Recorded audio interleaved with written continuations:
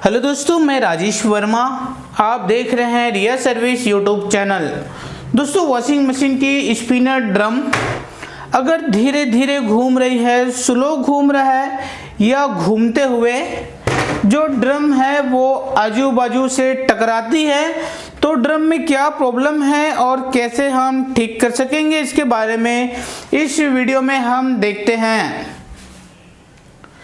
दोस्तों, इसके लिए हमें वॉशिंग मशीन के ये ऊपर वाली भाग को खोलना पड़ेगा। इसको कैसे खोलते हैं इसके बारे में हम पूरी डिटेल में वीडियो बना चुके हैं। हमारे वीडियो के डिस्क्रिप्शन लिंक पर आपको वीडियो देखने को मिल जाएगा। तो चलिए हम यहाँ पर वीडियो को ज़्यादा लंबा नहीं करते हुए डायरेक्ट यहाँ पे बताते हैं। तो इसे खोलने के बाद यहाँ ड्रम के नीचे हम हाथ लगाते हैं।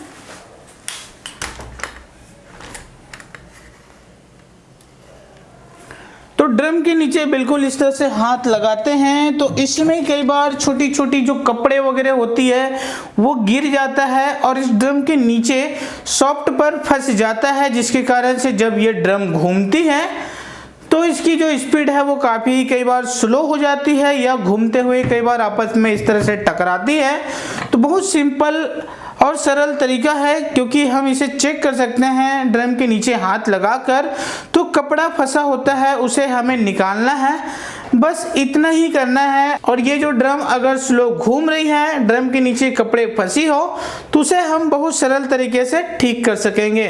दोस्तों, ये हमारी छोटी सी सिंपल आइडिया है। अच्छी लगी तो लाइक ज़रूर कीजिएगा। मेरी वीडियो आपके काम आए तो इसे आगे ज़्यादा से ज़्यादा शेयर कीजिएगा। हम फिर मिलेंगे वॉशिंग मशीन से जुड़ी एक नई जानकारी के साथ।